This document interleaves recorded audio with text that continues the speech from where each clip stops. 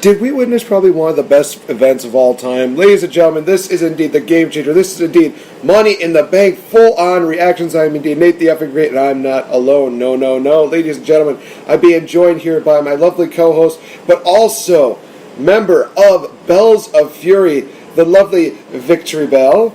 Hello, hello. And Mr. Rob Fiore, first time ever having him on the show. Oh, well, thank you. But yet again, if you're gonna introduce Rob Fury, and since I'm a pro wrestler, you gotta give me my wrestling interest, baby. All right, ladies and gentlemen, brought to you here from Bells of Fury. He is the magnificent one, the great action-packed, the foul-mouthed, the one and only Rob Fury. I'll take it. Thank you. I'll take that. Thank you for having me. Boors. No, but I'm very happy to be here. Like I've loved your podcast. Like since that Green Lantern episode, I've loved that. Yeah, we're not gonna go into that, but I've loved the podcast. And now that we just finished watching WWE Money in the Bank Chicago, I am so ecstatic for the end of that pay-per-view. Not so much the beginning, but I guess we're going to talk about that during the review. Yeah, definitely. We'll actually talk a little bit about NXT TakeOver Chicago, which you and I, Rob, actually went to. Yes. Basically, from first match to last match, all of them were pretty good, to say the least, compared to the matches tonight. Yes, I would absolutely say that NXT TakeOver Chicago yesterday was a phenomenal show from top to bottom. I could say probably the only match that was a little bit lackluster was the Aleister Black versus Lars match, but from top to bottom, just a superb show. And on top of that, match of the night has to go to Ricochet, and the dream went down. He went down for that 3-second tan, my friend. And Ricochet proves to the world that he's one of the best professional wrestlers in the world, hands down. It was an absolutely amazing matchup. I always called it the dream match, pun intended, especially when you have the Velveteen Dream involved in it. It was an absolutely amazing event. I'll actually do a little more of an in-depth review on that when I get back to Wisconsin tomorrow. But let's get into talking about Money in the Bank. We did miss the pre-show matchup, but I can at least tell you guys that the Bludgeon Brothers retained over the Good Brothers, Luke Gallows and Carl Anderson. A little comment on that match. We're watching it on the screen. Wasn't that lackluster? You kind of knew if you were following the Bludgeon Brothers, you saw their path of destruction throughout the last 3-4 months. You could have just told that the Bludgeon Brothers would have brought it home again. Yeah. Honestly, I'm still hoping that they can make this into a series kind of feud between the Good Brothers and the Bludgeon Brothers, but it's probably not going to happen knowing WWE logic. But let's get into the first matchup on the main card, which was Daniel Bryan versus Big Cass. Actually, before we get too deep into this was actually Victory Bell's first ever wrestling event. And tell us what you thought of it. Well, it was crazy. I had a good time. I obviously was in good company with you two, knowing your stuff, really getting me hyped for it. And I tried to dress the part. I tried to dress very neon-y for some of the neon female wrestlers out there. Hashtag Naomi style. Yeah. I was going for it. But yeah, it was really fun. A lot of energy, a lot of heat. Which I don't know if that's every wrestling event, but I would say the heat came from the Chicago crowd, but a little bit more from the Allstate Arena. Yeah, it was very. It was warm. hot here too. It was very warm today and yesterday. Yeah. So it was one of those things where I was like, "Oh boy, Money in the Bank weekend. You're just not only going to probably be a scorching weekend, but." Literally and metaphorically, it's going to be a bit of a, it's going to be a fun time, bottom line. And when it hits 95, 80% humidity and the rain's not falling, I guess it's going to be hot, but I didn't know if I should blame wrestling for that, but it was really fun, so I enjoyed it, so you guys can get back to it. But Daniel Bryan versus Big Cass, it was basically what you expected. A lot of people were basically crapping on Big Cass. Not really the best matchup that these two have had, but also it was very predictable. And that was one of those things I think a lot of people were a bit scared of, is that a lot of these matches were going to be too predictable or too one of those things where you just look at it like, well, We know how this is going down. We know how this is going down. Trust me, that is not the entire case of the night. We'll get into why in just a bit. But your guys' thoughts on Big Cass versus Daniel Bryan. Rob, we'll start with you. I thought that match is exactly what, to quote Lovey Smith, that match was exactly what we thought it was going to be. It was going to be just the typical David and Goliath, big man versus little man. But yet again, Big Cass, as everybody knows, he's a little bit lacking in the athleticism department, even though he's so big. But he did as best as he could. But in my opinion, everybody knew that Daniel Bryan was going to win, and Daniel Bryan did the best that he could with what he had in the ring. And it was if we're going to rate this match, I would definitely say it was like a C. It was definitely a C in my book. I would definitely agree that it was it was pretty average.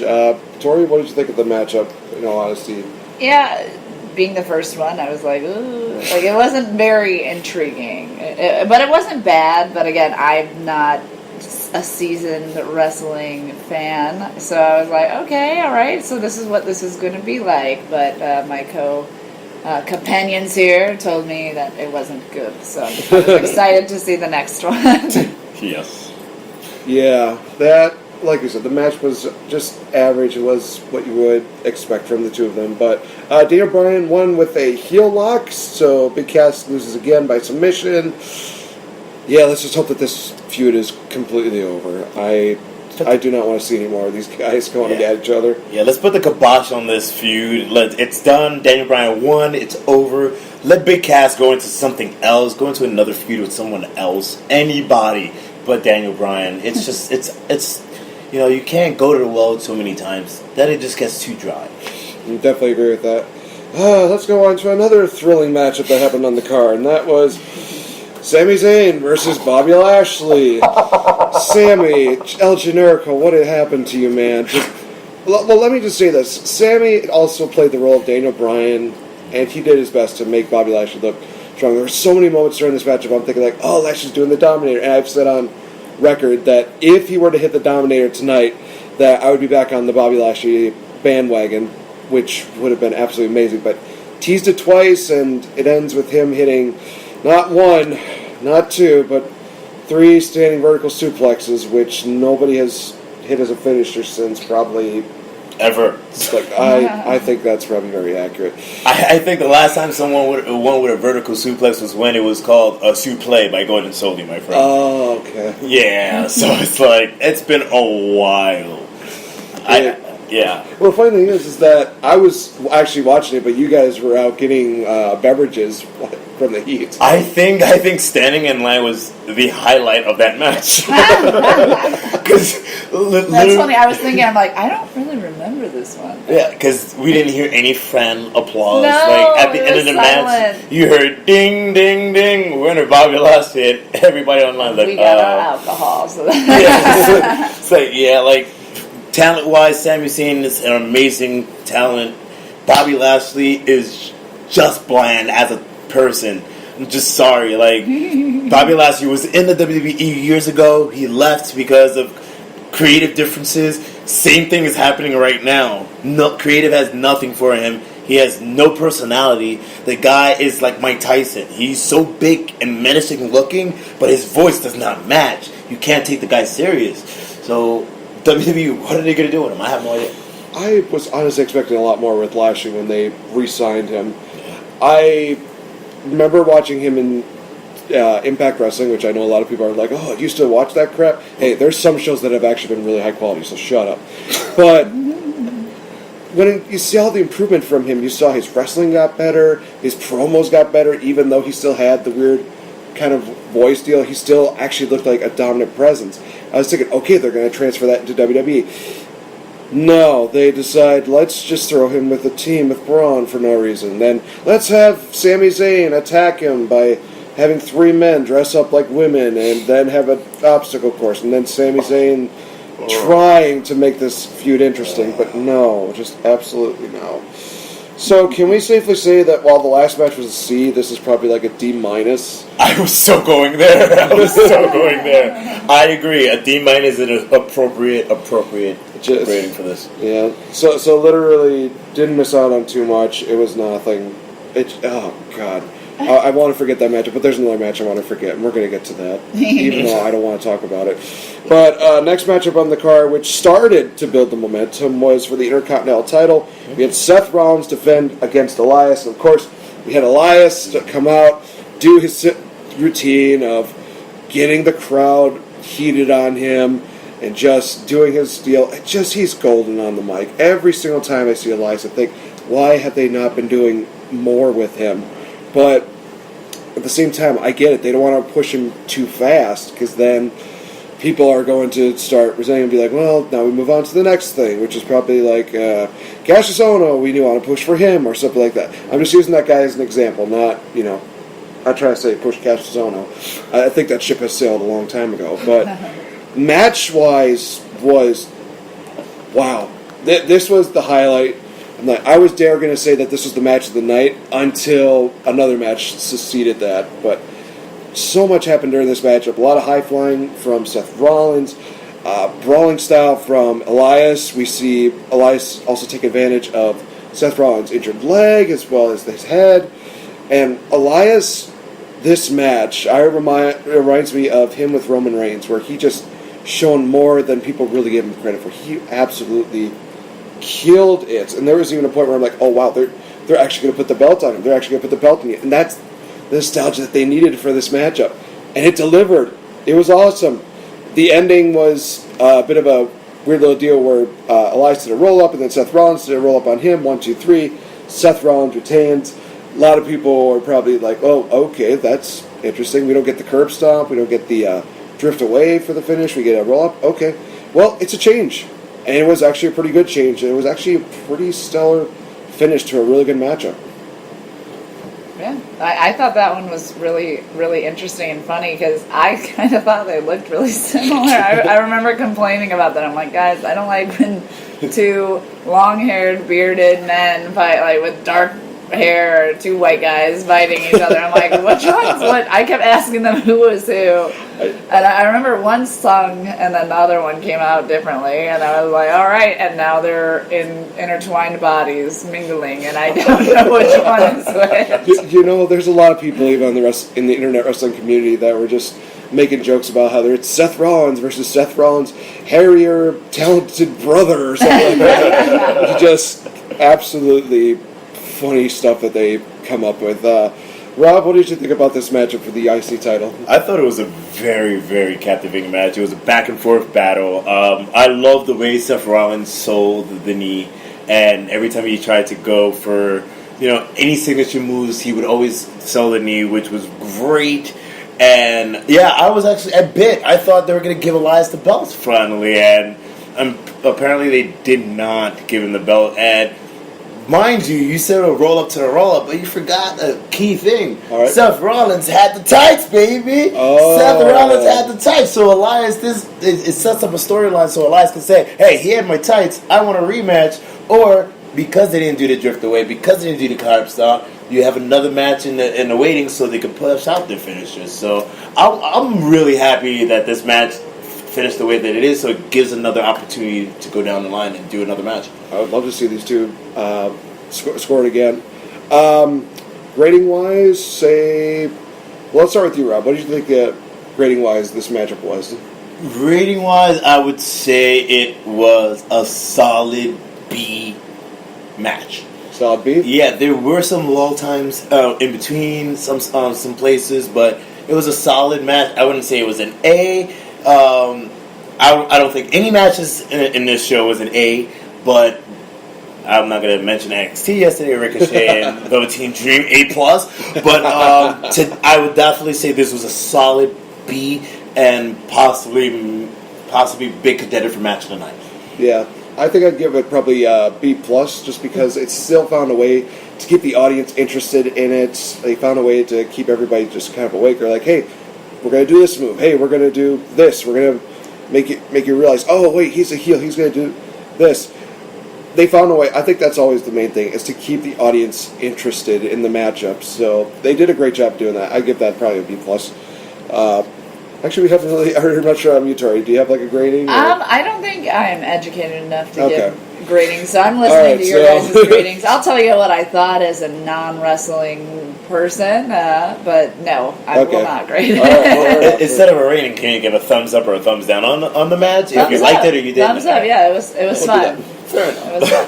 All right, so we get into what I like to call it the first ever women's Money in the Bank match, because the last two did not happen for obvious reasons.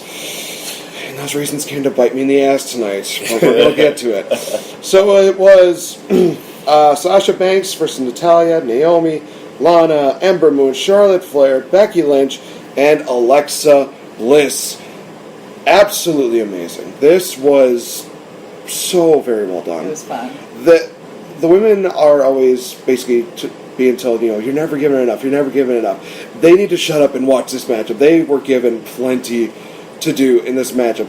A lot of the moves that they did were pretty crisp. They were good.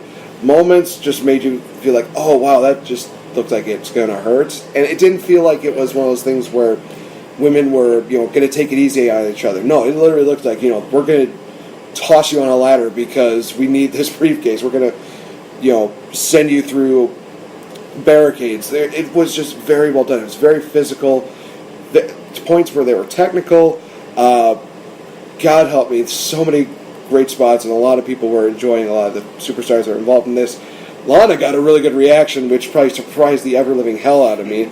She locked an accolade on, I'm trying to remember who it was. Might have been Naomi? I believe so. I forgot who exactly it was, but as soon as she locked that in, everybody was just jumping out. She's like, "Oh my gosh, this is awesome! You get to see it." And let me just tell you guys right now, Rusev found a way to top that, and we will talk about that when we get to the men's. Lana got a Lana Day chant while doing the accolade too, which is awesome. Yeah. Great reaction. Everybody was definitely pulling for Becky Lynch, for Lana, bit for Naomi. There are a couple people that they did not want to win. I think Natty was one of them, because everybody thought this was going to set up her basically screwing Ronda out of the title. Sasha Banks, nobody wanted her to win. I remember her going up the first time. People were just booing the hell out of her. I'm like, well, this is going to end well if she wins. Charlotte as well. Nobody really cared. No, for that's Charlotte to right. win. That's right. Yeah, she had so many opportunities. She's held the belt so many times. They want to see some fresh meat going out there, They did. In the end, shocking to me, and it was one of those moments where I think I was initially upset, but then I thought it was the perfect swerve because nobody expected this. Alexa Bliss won the matchup. I think she took out Naomi, and then she ascended the ladder, retrieved it, and she was Miss Money in the Bank. Congrats to Alexa. Holy cow, that was absolutely amazing. So, Tori, let me ask you this. From a women's standpoint, did you think the women delivered tonight as good as the men, or do you think that they were maybe a little less? Oh, I thought they were as good as the men. I thought it was very entertaining. This was the first match that I got a little more hype about. I was kind of telling Rob and you earlier that watching a match in person, live, versus TV is a lot different because there's a little bit of a lull sometimes when it's one-on-one for me. So this was the first multi-person match, and so I was watching everyone, and you don't get to see everybody on the TV. Yes. So being in person, seeing what they were doing, seeing their plotting and what they were going to do next was really cool. The Glow Girl, is that Naomi? Naomi, yeah. Yeah, I thought she was so, they were so acrobatic, so flexible. She would be jumping and splits on the ladders and stuff. It was impressive, and I was out there. I'm a very athletic person. I couldn't do some of that stuff. I definitely couldn't. They were athletes, acrobats. I loved it. It was very high intensity and entertaining. Legit, I think that Naomi is going to be the Kofi Kingston of the women's division because she is so highly underrated and so underutilized. She does an absolutely amazing job. Yeah. And I made the joke during the show. I said she definitely would be a great plug for the Netflix series Glow, which is coming out in a couple weeks, ladies and gentlemen. Cheap plug for here. Rob, your thoughts on this match? Well, first off, I really hope she doesn't become the Kofi Kingston because they're not giving Kofi Kingston his proper due, my friend. You know, That's what I'm saying. Like, she's underutilized. She's underappreciated. I wish Naomi is one of the most talented women that they have on the roster. She proved it. Yeah, I was personally rooting for Becky Lynch myself. Like, Becky deserves that push. But when Alexa Bliss came out, I was came up on top. I was actually initially, like you said, I was initially pissed off. I was like, why? She already had the belt. She doesn't need the Money in the Bank. And then I was just like, you know what? I'm gonna just be quiet and see what happens. And then, through the things that happened later on in the night, I'm like, all right, good thing I let things happen. So, but we'll get to that later on in the podcast. Honestly, I would give this one an A-. I think that this was one of the best, and I think that it did actually go a little bit better than the IC title matchup. It definitely set the bar for what the women's matches need to be, especially when it comes to multi-women's matches. I think Survivor Series, they're going to have a hell of a matchup to really just make it, because this was one of the best women's matches of the year. Rob, your rating? I would give this a B+. All right. I could possibly say that this was one of the top matches of the night. I could probably say they're like at 2 to 3 top matches of the night. This was definitely up there. Solid B+. If I probably have to get home and rewatch the pay-per-view, and maybe it might go up to an A-, but right now it's a solid B+. Let's say a solid B+, A-, right? So it's in the cusp, but if it's not the top, it's one of the top of tonight for sure. Definitely. Tori, thumbs up, thumbs down? Thumbs up. Now, let's get on to probably everybody's favorite matchup of the night. Woo! Roman Reigns taking on Jinder Mahal. Oh my god. The amount of shits that people gave for this match was 0. so much that I actually have a list of some chants and things that were going on during this matchup. So, please go. Let's take a look at these, shall we? 1. CM Punk chant, done 2. twice. NXT chant, boring match, done at least once or twice. Rusev Day, this is awful. Johnny Wrestling, there were 2 beach balls that were in the crowd, and people were completely going crazy until they either got ripped up or taken away. Then people booed. The people booed that. They were calling people assholes. They were saying you suck. Then there came a Let's Go Cena, Cena sucks chant. The delete chants were going. There was a wave that was going around the arena for about 20, 30 seconds at least. I went around like 3 or 4 times. Yeah. It was pretty long. A very the best one of the night. Best one. Best one of the match. In this match. Yes.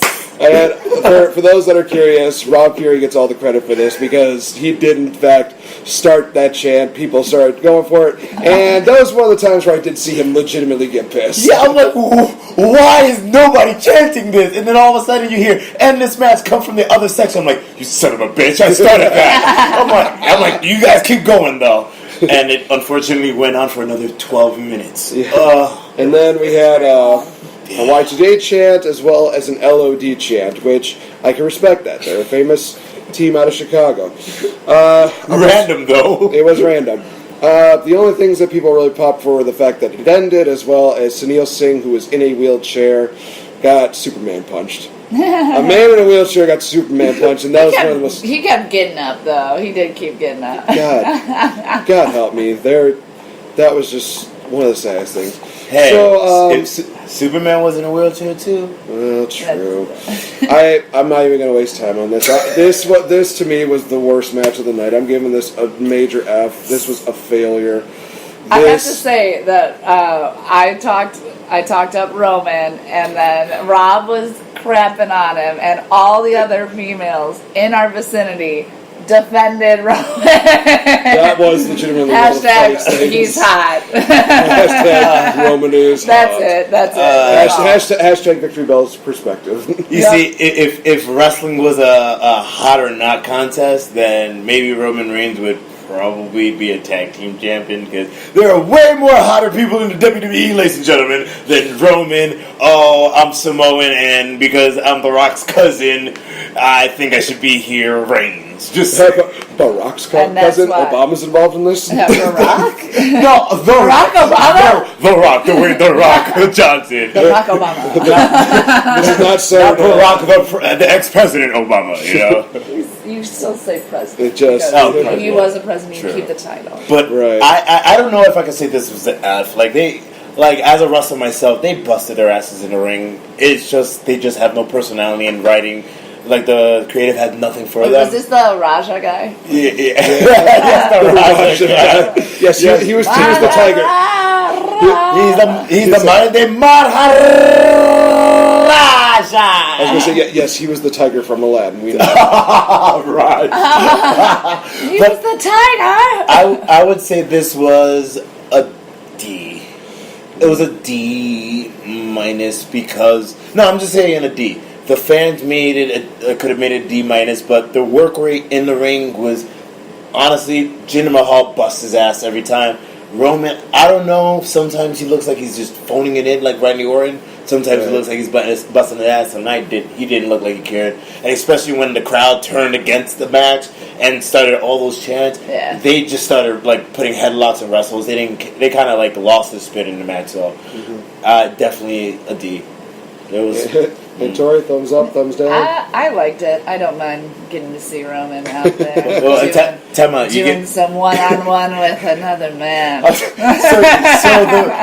So let's say the match, eliminate Roman's face from it, right? And put another wrestler. Jinder Mahal versus wrestler with Roman's body but not the face. Is it still a thumbs up? Probably not. Okay. There we go. It was Roman. It was so funny though when you were getting called out by every female in the vicinity. So many. Everyone's like, no. And he's like, he's not hot. I'm like, Rob, sit down. If you're not attracted to men, sit down. Listen, there are good-looking guys in WWE, but Roman is just I don't know. Right. Fandango's better. I will tell you this. This is the painful part. Do you know how long that match went on for? Oh, for the love of Jeebus. 15 minutes and 40 seconds. I was about to say 15. I remember Rob was like, I gotta pee. Meaning like ding ding ding. Oh man, I gotta pee right now.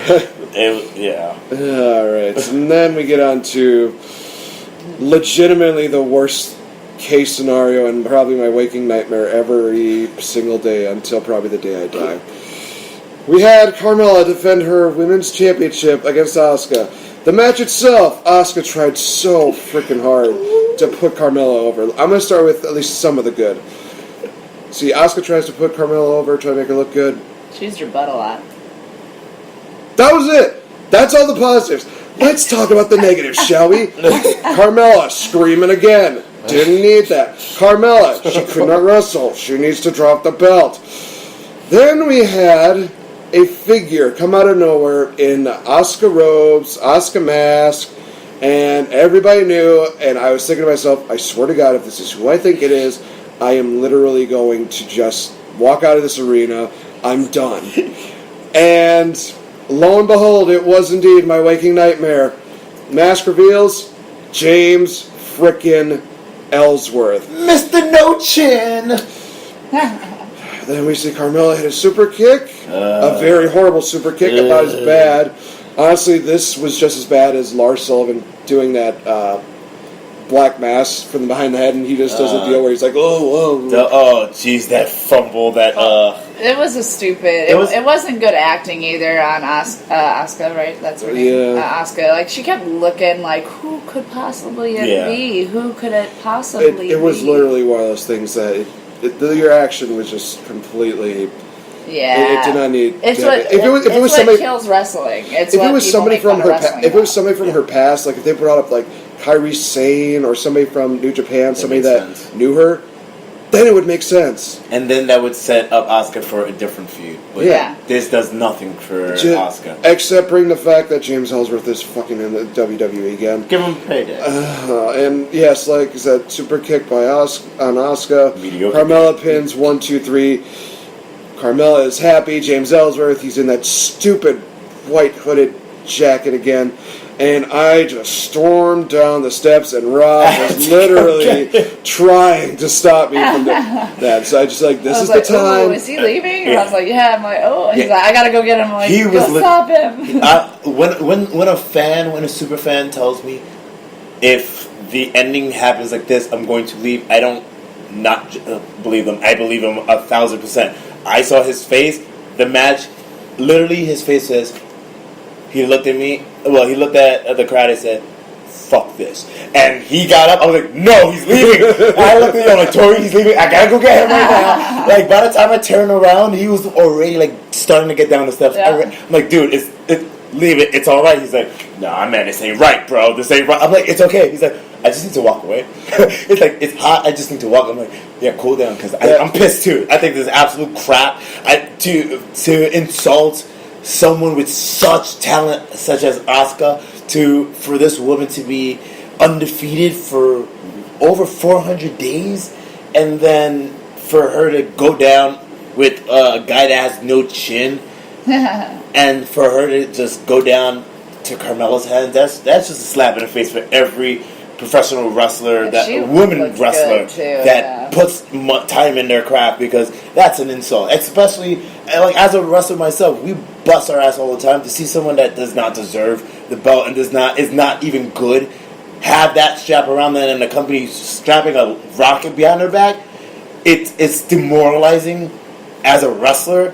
It's demoralizing as a wrestling fan, because you're like, this person doesn't deserve. They're not the best. Why do they have the belt? The belt means that you're the best. The company trusts you and says that you're the best. But why does this person have it? And that's what, like you were saying, Tori, that's what makes wrestling fans not want to watch wrestling. They think it's a joke. They think it's stupid. You know? Quick ratings. I would like to detract one of my earlier ratings. I'm going to say that Roman versus Jinder gets a D-. This was the failure matchup that set me over the edge. And I will say this, throughout the show, I was literally just like, I can make it through it. It's going to be fine. As soon as that shit hit the fan, I was like, nope, I need to get up. I need to cool off. I need to get fluids in me. I had to use the restroom. And I'm just literally like, I think there are like so many people that are looking at me kind of weird, but if they would have understood the circumstances, then it would have been like, okay, we understand your pain. We understand what you're going through. But you have to realize that this is all correct. I don't care. I know that this is predetermined. This was complete and utter bullshit that they brought this chinless weirdo back to the WWE just because they don't have faith in Carmella. No, they totally have faith in her. They keep the belt on her. It's an accessory right now for Carmella. She doesn't deserve it. She didn't deserve to win Miss Money in the Bank. The fact that we have to look at a history book and see, first ever Miss Money in the Bank was Carmella. Oh, did she do great when she won the title? Nope. She was an absolute waste, like Jack Swagger was when she won the world title. Damn. That's... God. Damn. You said Jack Swagger. You brought it back. It's a dark time right now. I'll give this match an F+ rating. Just because I knew Ellsworth was coming out and I called it. But besides that, this was a shit, piss poor match, and I cannot... Do you have a time rating on this match? So I know how much time I wish I got back from my life because of this match? 11 minutes and 10 seconds. And guarantee you, the 40 seconds of it was the build-up to that James Ellsworth reveal. Oh, that was horrible. Like you said, so like I was good looking. I'm like, dude. Yeah. It's like, what the It was stupid. I do thumbs down as well. Just poor acting, poor build-up. It was very stupid. Yeah. Yep. And you know what? To every dark cloud, there's a silver lining, because we got the last man standing match for the WWE title. AJ Styles versus Shinsuke Nakamura. A lot of people were definitely saying, this is going to be Shinsuke's time. This is going to be Shinsuke's time. And I was telling people, I did too. If it was Shinsuke's time, they would have dropped the belt on him a long time ago. I would have had him probably win the belt at either Greatest Rumble or at Backlash. I mean, WrestleMania was a shock, but it was one of those things where like it's set up for a great moment for Nakamura heel turn. That's fine. And right here, I think it was not actually very predictable. I think that, like I said, out of a lot of the WWE matches, this actually does exceed the WrestleMania match that they had It was very physical, very violent. Thankfully, we didn't see a deal where AJ got a chair ricocheted in his face and he had a nice gash over his eye or something like that. Yeah, that does not need to happen again. But it was absolutely physical. AJ was selling like a, oh God. I mean, the first table bump that he did where he was just sent through the table in the corner, literally was like, oh, okay, he's probably dead. Nakamura hits a Kinshasa on the table. Okay, AJ's probably dead right now. A second Kinshasa. AJ is more than likely done. But they did this so well where there's so many points where it's like, okay, here comes the 9, 10. Nope. They stopped the deal. And you talk about really good acting. Obviously, the whole thing with Asuka was bad, but Nakamura saved that. He saved the faith for New Japan. Great. Yeah. His facial expressions were one of the highlight. Like his reactions were the highlighted wrestler for me, reaction wise. He went from like being super happy to being very he went crazy. There were some points where it looked like he was like crying. Yeah. He was like, "No, please do." And then there's that point where he's just shocked. He's like, "What the hell do I have to do to get this guy down?" Yeah. And there were so many people there that were just complaining. There was one person on Twitter that was actually complaining about. They liked the match, but they hated the finish. I thought the finish was really good. I was expecting to go a different direction, but I thought the finish where AJ Styles hits a low blow to Nakamura and then does a phenomenal forearm from the inside of the ring to the outside, crushing Nakamura into the announce table. I thought that was great. I thought that just created for an absolutely great, and probably one of the best last man standing matches they've done in years, actually. I think it's been a long time since I could say, oh, remember this last man standing matchup? I can now say that because Nakamura and Styles, they stole it. They made it something really good. They both are making the WWE Championship that much more prestigious, and they're making it that much more worth going after. Now everybody on SmackDown is going to be like, well, okay, we're going to have to step up our game because we just saw what AJ is going to do to keep his belt. We got to train more. We got to, eat vitamins, say prayers, and blah, blah, blah, all that kind of stuff. But, Rob, what were your honest opinions about the matchup itself? I like the match. I thought that it was a very hard-hitting match. I just like Tori says, Nakamura's facials were ridiculous. This guy, he does not speak English very well, so his facials are what he has to go with, and his facials were phenomenal. And it was a great match. I was a bit upset that Nakamura did not win. It's kind of like, it's still bothering me that, okay, Vince is not pulling the plug on, pulling the trigger. I'm sorry, not pulling the plug, pulling the trigger, pulling the trigger on Nakamura, but, it's just like, all right, now Nakamura needs to end the feud. The feud should be done. AJ should go off to someone else. Nakamura should go to SmackDown and go try to fight for the world title. He should not be wrestling AJ anymore. We're done with it. It was a great feud. I'm sorry, but we saw it years ago in Japan. It was phenomenal. We saw it here in America in the WWE, which is phenomenal. Now it's done. How many times can you kick somebody in the balls? Right. It's done. Like, move on. Like, just like the Big Cass Daniel Bryan thing. It's done. It's played out. Move on. Move on to something better. But honestly, your first taste of what the WWE is truly capable of, Tori, what did you think of the matchup? This was one of my favorites of the night, and this almost proves me wrong for what I said, like, at the beginning when I was like, oh, finally, like, 8 players, and, it was cool to watch 8 people. It was kind of boring watching 2. No, it was not boring watching these two. These two were doing something the whole time, using a lot of, what do you call it, accessories or objects? Props. Okay. Yeah, props, weapons, weapons, they were using cans. the whole arena was their little playground to hurt one another, and both of them were very creative, very acrobatic, and fun to watch, good looking. I think that's a really good way to put it. It was their playground. It was one of their deals where they realized, this is what we have to work with. Let's make it memorable. Let's actually do something incredible with it. And like you said, they did do it. For me, this is the A+ matchup of the night, the match of the night in my opinion. And I guess we'll mention the time for this one. It's 31 minutes and 15 seconds. Wow. Definitely.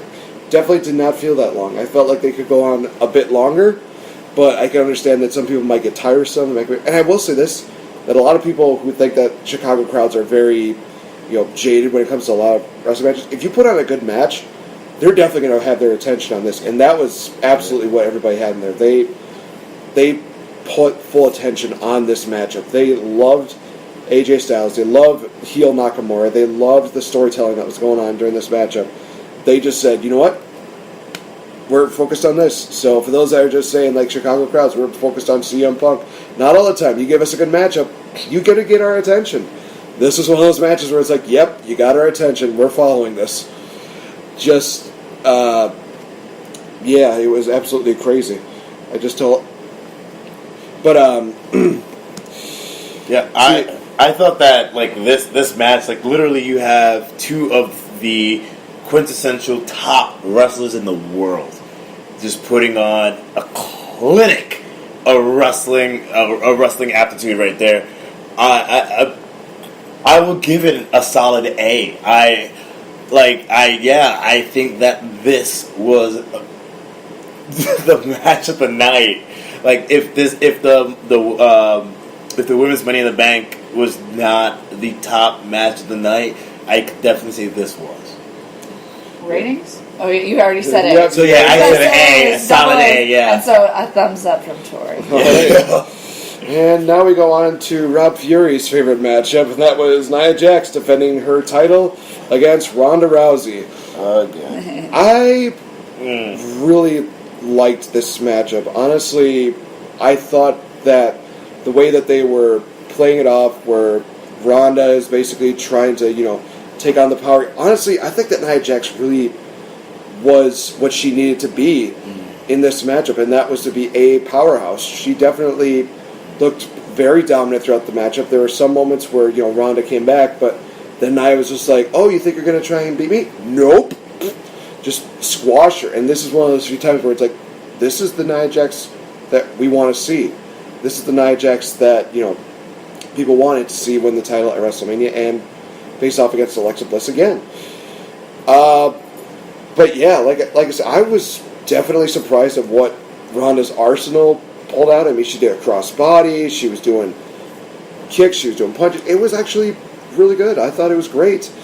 And then we thought, okay, well, here comes Nia Jax going to get locked into the armbar when, lo and behold, we got a surprise in the form of Alexa Bliss. She pops out from under the ring. At least that's what it seemed like. I didn't see her. So short. I really didn't see her. Did anyone else? I was like, shit. Not until she was in the ring. She's so tiny. Yeah, but it also, I mean, obviously that match to me was pretty intense. Rousey and Nia Jax. I was very engaged with what they were doing. So I could have missed her, but yeah, out of the blue. The match was engaging. I personally, I'm not gonna lie, I was the heel for the match. I have my reservations on Ronda Rousey coming into the WWE. Well, you know what? My reservations are more so her getting the belt so early, and the way that they set everything up. That Alexa Bliss did come in, cash in. It was when I did call it. It was a no contest.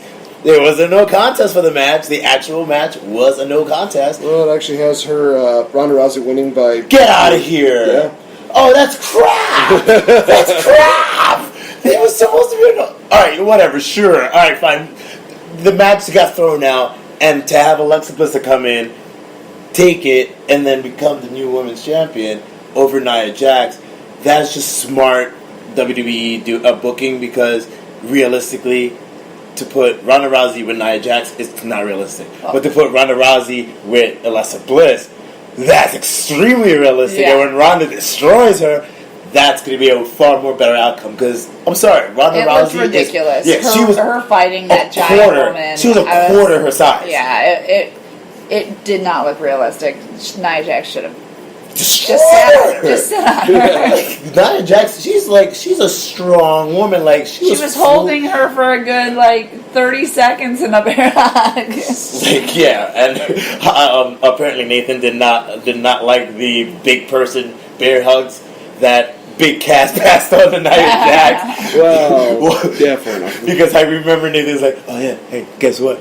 Look at that. Nia Jax is doing the bear hug. Oh, Big Cass. Oh, okay. Then. No, my quote was, "Wow, I haven't seen a bear hug since the Big Cass match with Daniel Bryan." It was kind of more one of those things, but It did kind of remind me of that. Yeah. How little one was compared to the other. But Alexa Bliss came in. She beat down on Ronda, which a lot of people were not expecting at all. But she's small but mighty.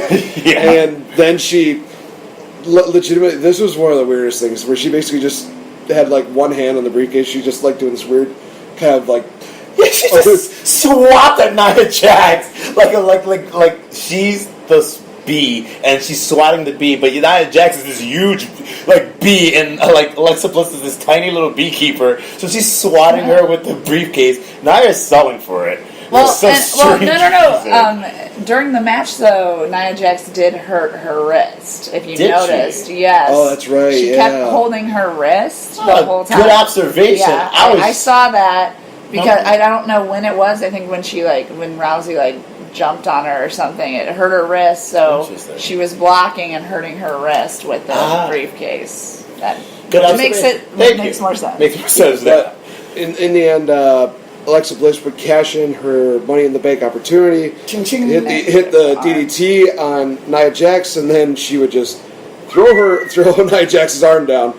Then we see the Twisted Bliss from Alexa Bliss. 1, 2, 3. New women's champion in Alexa Bliss.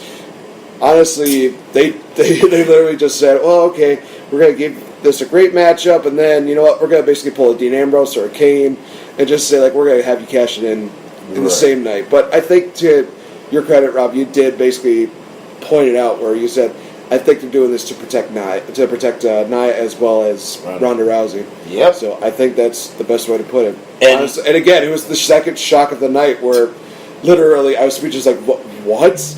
They went through this. Holy mackerel! It just absolutely blew my mind how crazy that was. But yeah, honestly, matchup itself, I'd probably say it's an average. I would say an average of C, maybe. I would give it a C. I was going to say C plus, but it's like that's giving it too much credit. Yeah, we'll just give it like a basic C. But I mean, there were still some really good spots during the matchup, and Ronda again just did a great job of showing that she can hang with the big girls, I guess you could say. No pun intended.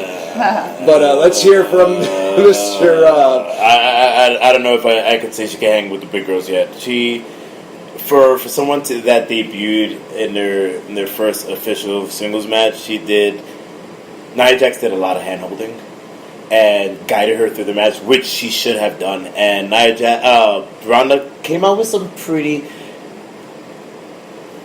quote-unquote impressive moves. They're basic things that you'll learn when you get in the ring, but she did pull them off very well. Her selling was very good for her first singles match.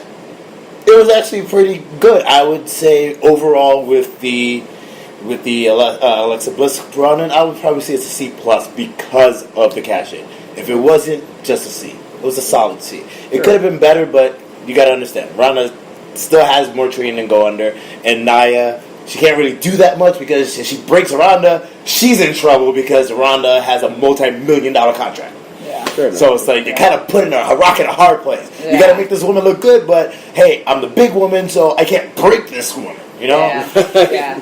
But I thought it was great. I thought it was thumbs up. I was very entertained. I was excited to see Ronda Rousey.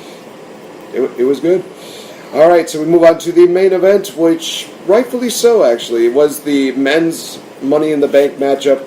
We had The Miz, Samoa Joe, Rusev, Kevin Owens, Finn Balor, Bobby Roode, Braun Strowman, and we still were not clear on who the member of New Day was going to be. They were producing for months, saying, well, we don't know who it's going to be. We don't know which member it's going to be. And we thought, here comes Big E. Big E's just like, yep, nope, he just backs away. Then we see Xavier Woods. He just rips off the shirt. He's all ready to go.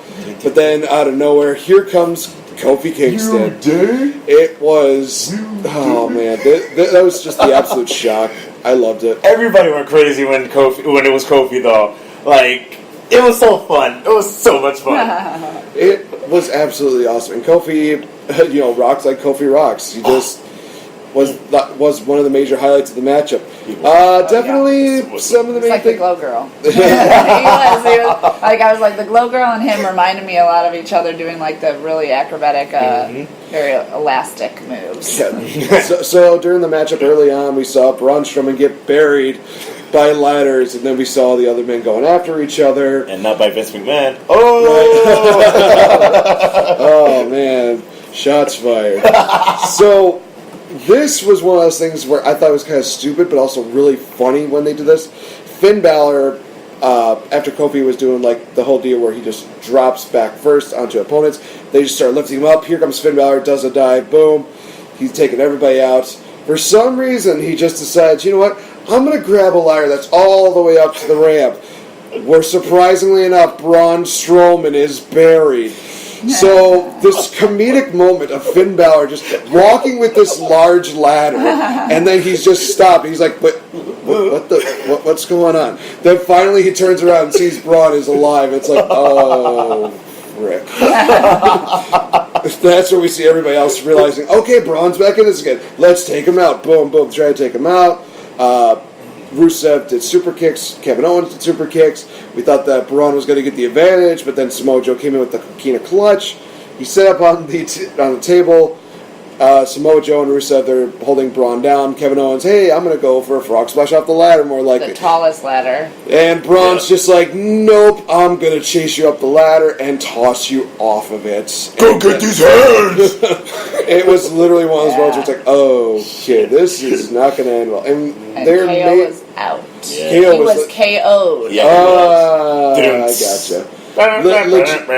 Legitimately, it was one of those things where it's like, wow, that was a nasty fall. He got carted off. He did. And he did not, surprisingly, come back. So I think it was real, and it wasn't mentioned or shown on the TV, so I think he's actually injured. It's something to maybe look into. He may be. It may be a concussion. It may be something. Maybe a small...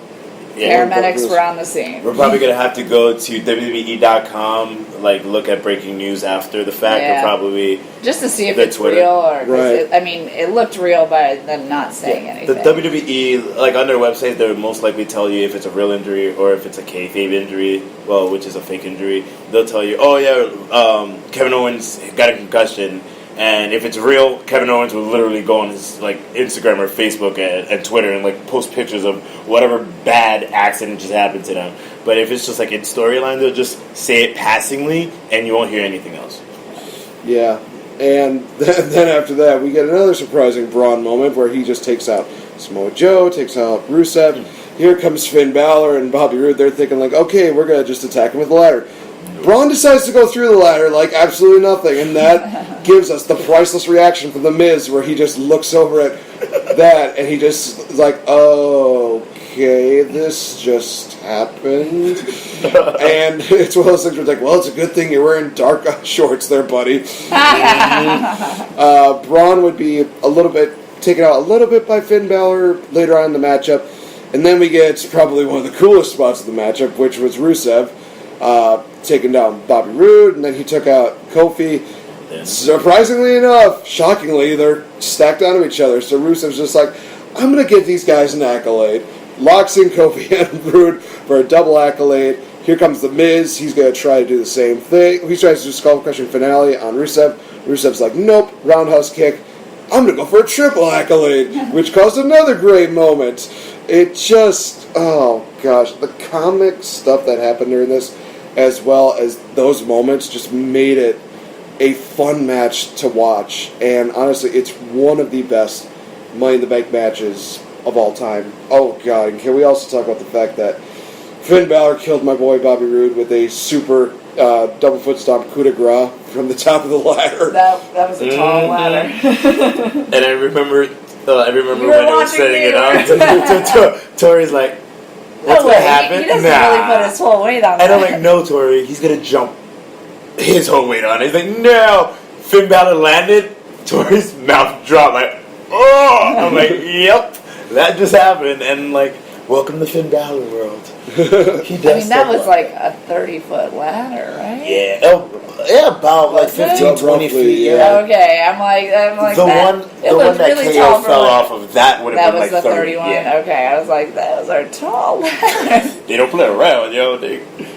Yeah, it was just absolutely insane. And in the end, we had, oh man, we had Finn Balor getting tossed up, everybody else getting tossed up, Braun Strowman climbing the ladder and retrieving the briefcase.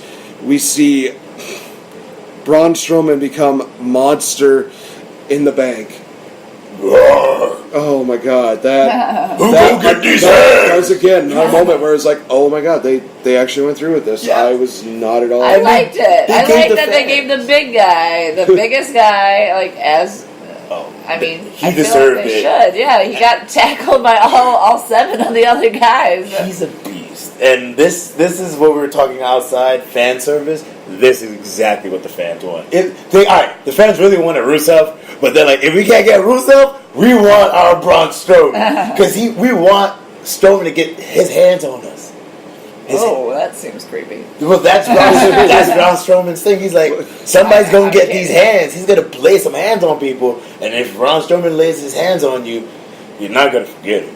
And tonight, I don't think any of the men from the Money in the Bank ladder match will ever forget the name of Braun Strowman. No, definitely not. This was deservingly so of being the main event. Honestly, this was quality in my honest opinion. It was absolutely awesome. I think everything was good. There was not anything where it looked like, oh, well, this could have gone better, this could have gone better. No, a lot of the spots in there were just very well placed, very well timed. Everything just flowed very nicely. Everybody got a chance to do their spots, except for Bobby Roode. He didn't get to do his DDT, which I'm kind of pissed at. But whatever. Still glorious. That is true. It was just one of those things where no matter what, everybody was going to be happy with who was going to win. And in the end, the monster among men is Mr. Money in the Bank. So, yeah, Brock, you better have your eyes glued to the back of your head because you got a monster on your ass.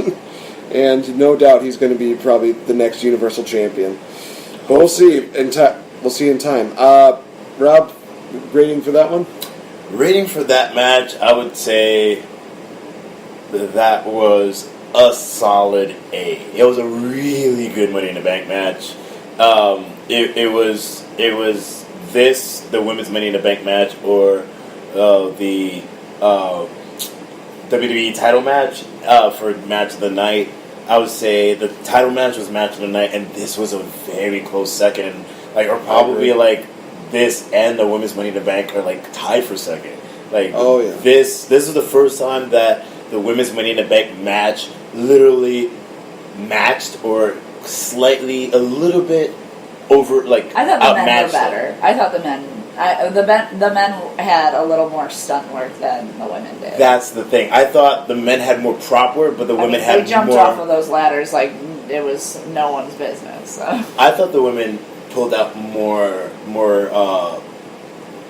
a little. I wouldn't say stunts, but spots. They pulled out more spots, not in that did not need I any don't like understand spots. Spots are basically big things that make people go, oh my god, they're like big moves. No, the women didn't pull out more. The men pulled out more. I believe the women pulled out more without need of the ladder or any type of weapons when the men fully I see needed what more you're of saying that. now. I see Because the men, they needed the ladders with Braun Strowman. And then all of a sudden the other spot with Braun Strowman, the thing. The women, they used the ladder, but they didn't really needed to use the ladder as a weapon more so. So that's what I'm talking about. Because the men, I felt that it was a lot of, let me throw the ladder at you, let me throw the ladder at you and knock them out. When the women, they incorporated the ladder with some stuff, but a lot of it is just push you off the ladder type of thing instead of actually hitting you with it. I gotcha. And I'm guessing thumbs up from you, Tori? Yeah, it was great. I hope that the Kevin Owen guy is okay. I was definitely the only one who I feel like peeped the fact that I'm like, and the paramedics are on the scene. We're in a little bit of a He was holding his head pretty weirdly. So. Right. All right. So final thoughts on Money in the Bank, and God, this was really good. This was surprisingly better than what people were expecting. There were a couple of very dark moments, and there were some moments where it was like, okay, this did not need to happen. Mm-hmm. But in the end, was it worth it?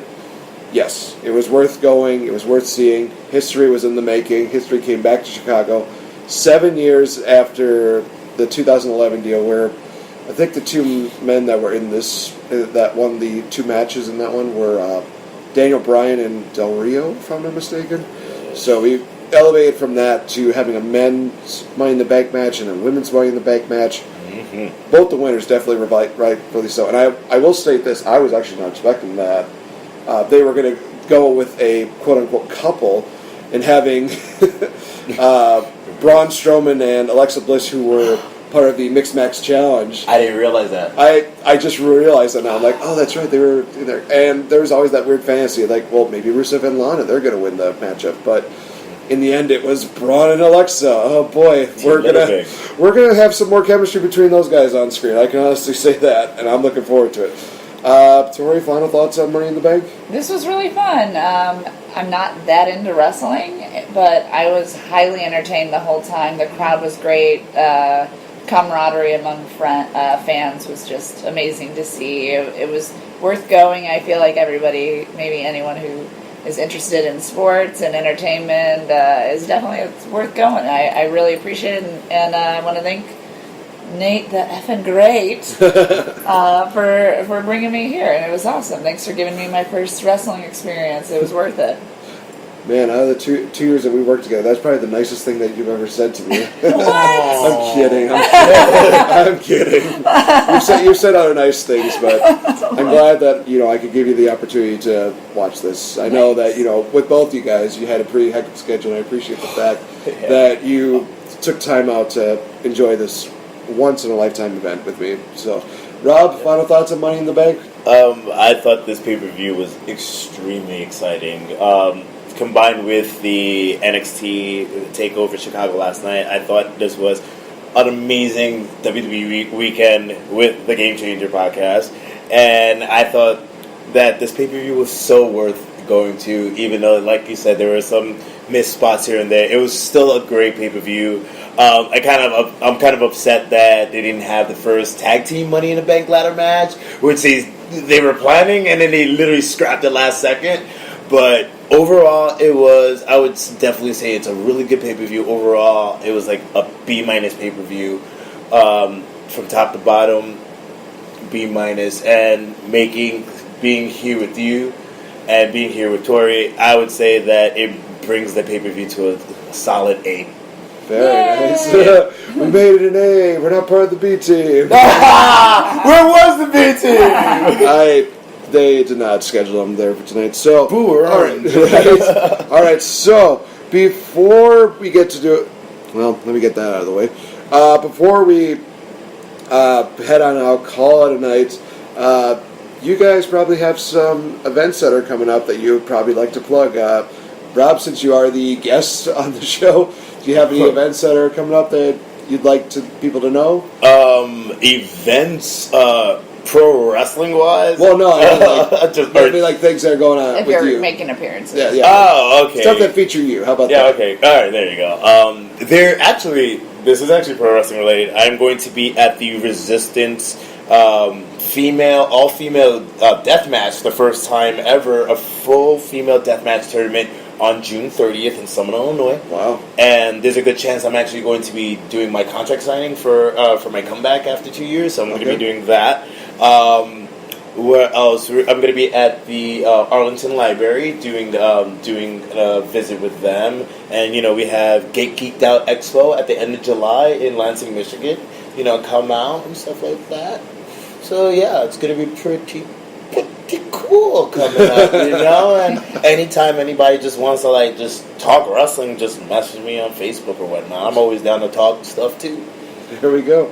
And Victor Bell, my lovely co-host, do you have any events coming up that you'd like to discuss? I don't think I really do. I think the only thing that I've been doing currently is my D&D group, Extreme Drowis, so that would be next Wednesday, not this upcoming Wednesday. Which is Wednesday nights at 7. Our adventure has gotten pretty intense, and my character has daddy issues, so It's an all-female, all-drow adventure, and it's great. I really enjoy it. Oh boy, seems like an episode waiting just to happen. Victory Bell has daddy issues. Part 1. All On right. Father's Day. Oh, happy Father's Day to every single father that's out there in the world, and hopefully to all of you guys that enjoyed Money in the Bank. Thank you so much for joining us here. You can give us a like on our Facebook fan page, facebook.com/changing up the game. Give us a follow on Twitter, and be sure to give Bells of Fury a follow on their Facebook page as well. Link will be in the comment section as well as in the description below, so be sure to check that out. And with that being said, this has been the Game Changer Special Money in the Bank post-reaction special. I got to work on a lot of stuff, including announcing who is the winner of the Game Changer Championship, as well as who got the unique opportunity, golden opportunity. That's stuff that I have to worry about. You have to worry about that, Rob. I'm just saying, I lost. My picks were so done. All right. So, for that being said, for Victory Bell and Mr. Rob Fury, I've been Nate the Epic Great. Talk to you guys in the next episode. Bye-bye. Bye. Peace.